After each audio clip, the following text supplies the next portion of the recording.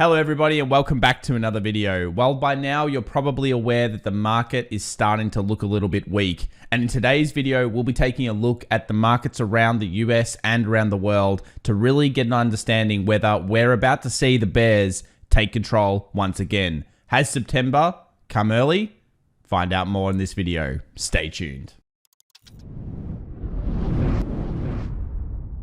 All right, guys, well, here begins our market recap for the close 17th of August 2021. If you haven't already subscribed to this channel, please consider doing so. And of course, if you're a long-time viewer, smash that like button if you enjoy our content. It does help us out. Let's take a look here at the heat map. And straight away, you'll notice it was green in some areas and red in others. Of course, tech, semiconductors, Tesla, etc., even the banks, they were down. But healthcare, one of our favorite sectors in the last recent months, has continued to go from strength to strength to strength.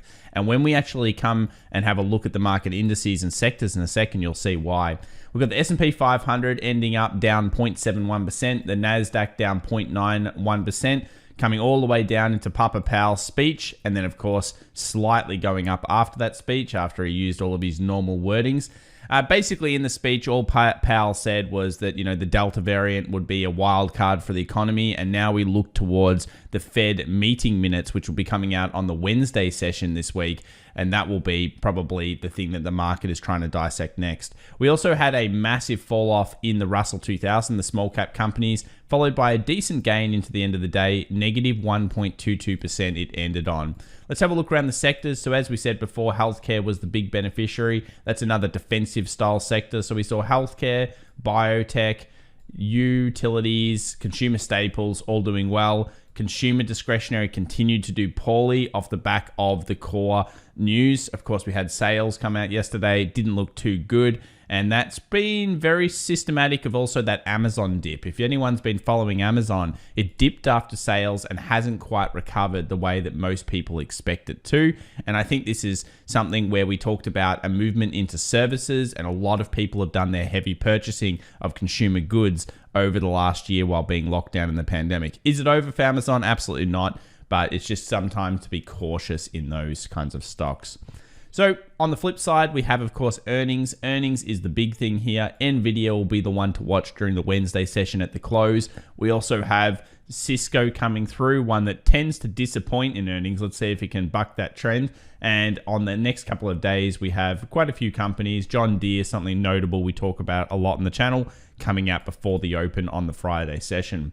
If people aren't aware and they're new to the channel, just remember we do use quite a lot of what we call actionable data on this channel, along with our technical analysis levels. And one of those things is by looking at the NASDAQ over the last 20 years, we can kind of understand here some of the weaker months. So February was a weaker month this year. We also had some of the seasonals start to play out. And we know that September and August are lackluster, neutral style months. So if we have an average return of negative 1.3% during September, we should pay attention to that. And if we get the right triggering technicals, then we might know, okay, well, this is playing into the seasonal. We can have a go at this trade, or we know that that's behind us. It gives us that confidence to be and stay in positions. Let's move over to the technical analysis, and we'll start off here in the VIX, the volatility index, if anyone's not aware of it. Generally, the VIX will need to spike above a 20 to really start kind of like a bear trend, or at least some kind of correction, or as some people call it, crash, though I don't think we're going into a full-fledged crash. I think it's more of a correction between that 5 to 10% if we do fall through.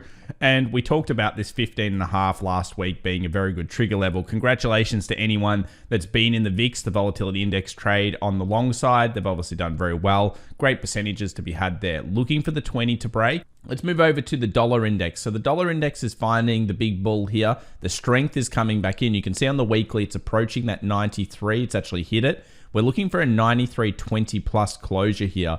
And you can see how significant this is for the dollar index. One resistance, two resistance, and then we've got this third resistance here. If we close above this, what we're really doing is we're solidifying an incredibly large long-term pattern. Look at the double bottom here on the monthly. We have the low, we have the low, we have the intervening peak, and we also even have a rejection candle. We close the monthly above here. you would have to think that risk is off and the dollar index is looking towards quite a lot of strength. Remember, double bottoms on the monthly, they're no joke. They've formed over a very long time, and this is the type of pattern that you should recognize. Even if you're a scalper, you need to know what's going on in the larger time frames, and this is a great example here of a pattern showing up. US 10 years acting a bit strange. This is the US 10-year yield. Basically, we've seen two rejections here with weakness coming into the session where the 10 years looked bad. Of course, basically showing us that inflation is not a concern. Then we've seen it turn around twice now, creating two pin bars. If you start to see follow through momentum and it gets through this 20, the US 10-year could be looking at actually some strength here. So watch this chart, certainly one to check out. And remember, US 10-year going up is not necessarily the best for the short-term NASDAQ. I've talked about how I don't think inflation-based concerns smash the growth that much long-term. But if this does start to trigger again, it could mean that we have the S&P 500, the Dow, and other things going up, such as the Russell 2000, but we actually have the NASDAQ going down. So watch this chart, worthwhile checking out. We'll move over to TLT. This is the 20-year bonds. You'll notice our trend line did form the resistance here, and it sold off. Very small move, actually, yesterday. I would have expected some bullish move here, but it did not happen. And it hasn't got through the top. Until it does that, you're not resuming an upward trend back in the 20-year bonds just at this stage. We'll move over to gold now. You can see the weekly and the follow through. It's right at the role reversal level. Let's go down to the 2-hour chart here and just have a look at it. Notice here all of the supports and the resistances. So we have resistance, resistance, support, support, support, support, support across the board. This is what we call role reversal. It's right at that zone. For shorters in gold, you'd be looking at going down, up, down, through that 1780, and that will start to trigger in day trader shorts. That's the lightning bolt that you're looking for, guys. And for the long traders, what you're looking for now is just a break of this. So break, pull back to this level, and then continuation on. It's the key zone. We watch it. We get neutralized at these types of key zones, wait for the triggers, and then move in. Silver is very, very similar, though silver is super behind gold in the recovery. Not sure to why this exactly is. Haven't really looked into it too much. But from a technical level, if silver does play the game and move up, about 24.50, 24.60 should be where it finds resistance. All right, let's move over to the stock markets now, and we'll begin with Tesla. Poor Tesla. It just can't take a break, can it? There's a lot of options both ways here on Tesla. I posted it in our Discord community, the public one as well, last night. I posted all the option strikes to watch. And if you're a member of the private community, of course, you can request that using our AI robot technology at any point. But yeah, lots of calls, lots of puts. There's actually a huge amount of puts at 700 strike expiring soon. So that will be interesting to see how Tesla moves around those. And we've got here the previous kind of resistance becoming support. It was down heavily during the day. Very, very, very big, down to 650. And then it recovered back to the 665, which is an important recovery because this is the 200 daily. You'll notice here, bullish, gapped underneath, ended bullish, held. This is the form of support that the Tesla needs to hold. If you're looking for day trades, I'd be looking above 675 from a technical perspective for bullish movement back into the 697. That's the kind of trigger that I think you're looking for. But yeah, not a great chart at this stage. It is down to where you expect some buyers to come in. They did, but the markets have to rally across the board, and we're taking a look at whether that's going to occur. IWM found that weakness, 10-year, of course, down. 10-year recovers, IWM recovers. It's pretty much as simple as that. Trade the IWM based on the 10-year at this stage, and we're still trapped within the broader range. We'll move over to the markets that really matter now. Let's talk about the QQQ, the NASDAQ for many. Oh, wow, it got close, guys. Look at these full-on rejections. So we're seeing this 20 moving average, the exponential here, getting put under fire every day and just hold strong. Look at this movement here. So it closes at 365, just above the 20. There's no coincidence that it does these types of things. And the reason it does these things is because it's such an important zone between the bulls and the bears. We didn't quite get underneath the 364 like we would have wanted to. If that did occur, I'd expect the markets to actually get trodden on, move down to the 358 here on the 50 exponential. But not quite yet. We didn't get the signal. At this stage, during the futures market, you can actually see that the US 100 is recovering a little bit around this zone. And yeah, use the NDX code or the QQQ code to figure out where the closures are. This is the real market trade as opposed to the fake market futures. Remember, we need to look for the real triggers when the real volume is open, not just during the 24-hour sessions that go on through the futures. This is the real market. This is what matters. So close are still above here. For bulls to get back in, you're looking for it to get above yesterday's range and then start rallying. For the bears, you're looking for it underneath the 20. We'll come back, check this out every day this week because this is getting seriously exciting in the markets if it was to go bearish. Move over to the Dow. Over here, you'll notice it just moved to the 20 moving average. Previous resistance became support. It's a nice day trade buy zone.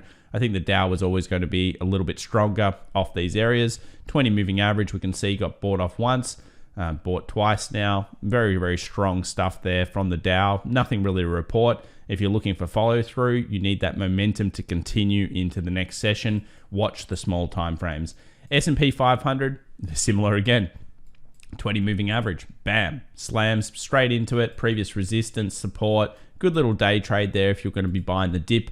I think these were both better trades than actually the NASDAQ from the perspective of the daily 20s. Now, if you're talking about NASDAQ and you look at the 5-minute charts yesterday and 15 minutes, you'll see some very nice trading within the ranges. There's some good trades there, guys, so maybe go check them out. But yeah, overall, excellent little area. It's buying up. We're still in an uptrend for now. We're looking for closures below these 20 moving averages for the bears to get back in control. And of course, the bulls, we need to see follow through momentum. Now let's move over to another market that's starting to struggle here, and that's the Bitcoin, Ethereum, crypto market. So they fell a little bit, and I don't think this was really to do with the market. It was more just they were due to pull back. We had that rejection candle over here, and you can see that it came under pressure the next day, rallied, came under pressure, and then closed underneath. Now I'm looking for Bitcoin, I've talked about this for quite a few days, to come and hit this 20, if not hit the 42.5 zone, which is over here. And the reason why is because after such a glorious rally like it's had, it usually goes 2 steps forward, 1 step back. Now traditionally, what I usually do with markets is I look for the distance of the leg, and then I basically take that, and that should be the next leg distance. So that would be causing about 50,000. I think because of the speed though overall, it just wasn't able to hold that. And what you'd actually also do is when you recognize this twice in a row, you'd take that as the pullback, and that should be around the average pullback. See how it kind of fits in with that zone? Generally speaking, that's the way that I start to look at markets when they're in nice bull trends. 2 steps forward, 1 step back. You know, the old analogy is the thing that you're looking for here. So Bitcoin, I'd like to see it come back to the 20, have some turnaround the smaller time frame, or even the 42.5, have some turnaround the small time frame. Never try to catch it unless you're investing and you just like that level for the long term. But yeah, this is the exact level here that I think is a very critical zone here for Bitcoin, and it's very similar to Ethereum. If we go and have a look at Ethereum, we're just about to hit that 20, and of course underneath that we've got that 28.50 zone, which would be Bitcoin hitting the other levels. Around this level, resistances should hopefully act as support, and we should see some buyers around this zone. So things to watch out for today in the trading session when we start to get into the Wednesday is going to be, of course, the FOMC meeting minutes. These will be something that's digested over time. We'll have to find out whether they've said anything that's crazy. Could it be a catalyst? Of course, anything right now could be a catalyst for the markets to drop. It's just what excuse do they want to use, and do they really want to drop it now? Do they want to drop it in September?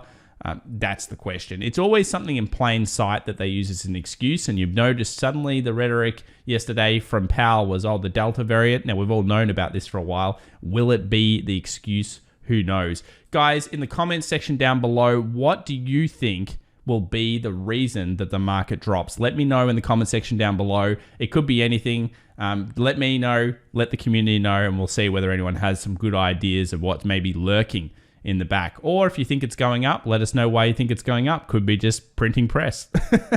Thanks so much, guys. Remember to subscribe, hit that like button, and we'll see you live 1 hour before the US market opens.